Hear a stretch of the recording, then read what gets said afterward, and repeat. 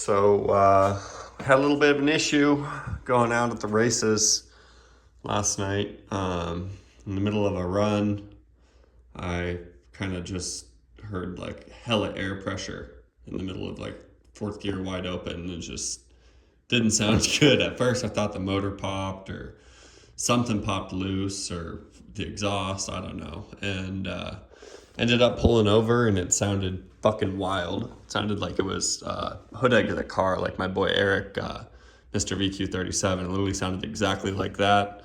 I'll plug a little clip that I posted on my Instagram story last night, so some of you guys probably heard it. And we'll show you what happened.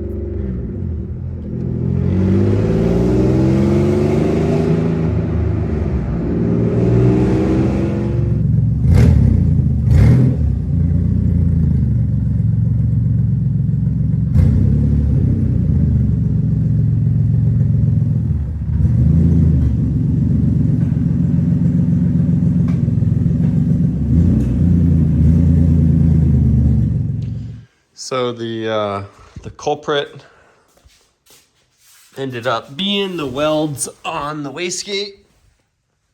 Bear with me while I crawl under here, but you can see that right there just failed miserably. If you guys have been following on here for a little bit, you probably know I had this fail not too long ago, which was a flex pipe. It got sucked into the turbo and cost me a nice penny.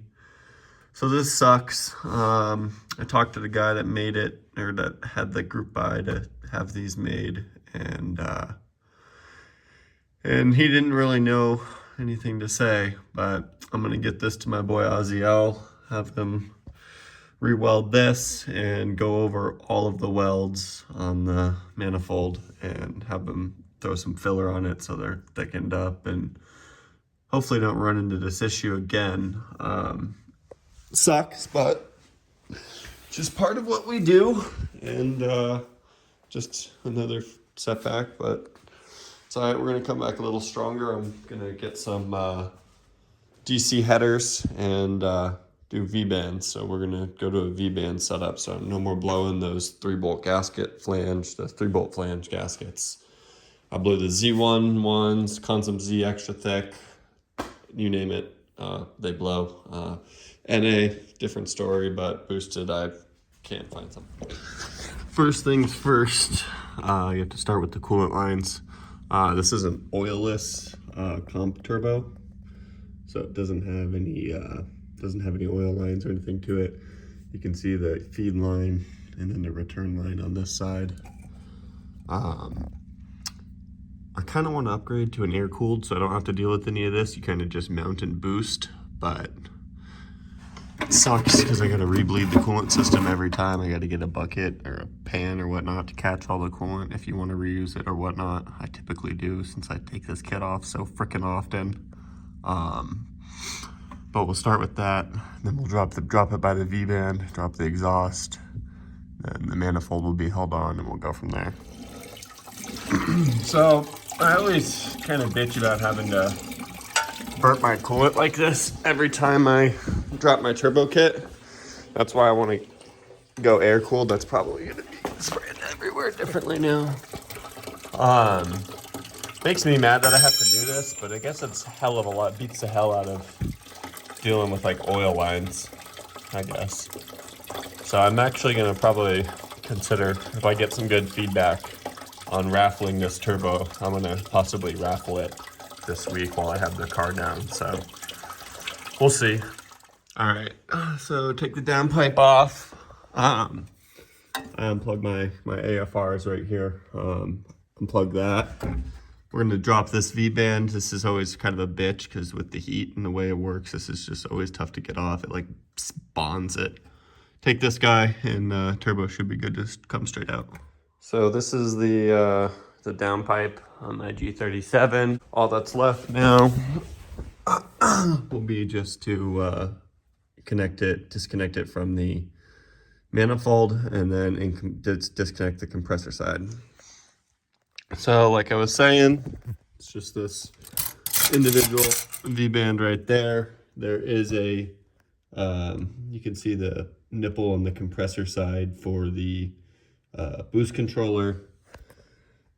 These two clamps for the compressor side, and this entire turbo should spill some coolant, but that's cool. That's out. All right, so the header bolts and nut off the stud are off on both sides. Now we're just gonna undo the downstream O2s. Once these are done, we'll be able to just kind of yank this manifold straight off. Okay, so the manifold is down. There's my horrible crack. Finally, thank God, I'm getting rid of these stupid fucking 3-bolt flange gaskets. And we go into Vband with some headers. So we will see how that is. I'm pretty sure I'm gonna try and make this all one video, just bite the bullet and go buy the $500 or $600 headers from Concept Z, and since I could not find them on Instagram. All right, well, I just hit up the homie Ozzy L. He's, I'm actually gonna go drop this off to him right now. Not sure if I'm gonna be repeating myself, but I'm gonna be having him weld this back up and throw some filler weld over all the old existing welds on this, just to...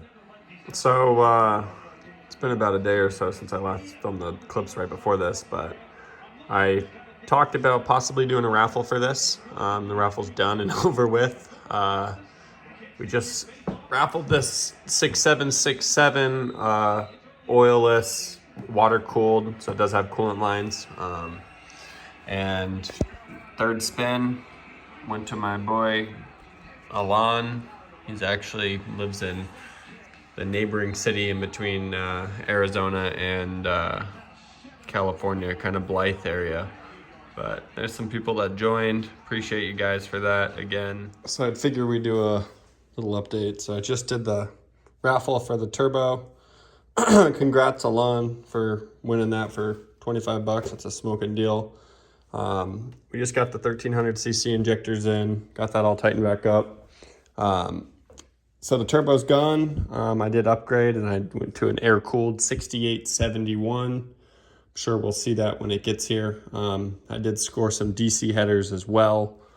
So thinking maybe we might just make that a different video. I'm not sure yet. But turbo's about 4 weeks out, and I got a T51 mod on it too, so that should be pretty exciting. So we'll see. Stay tuned.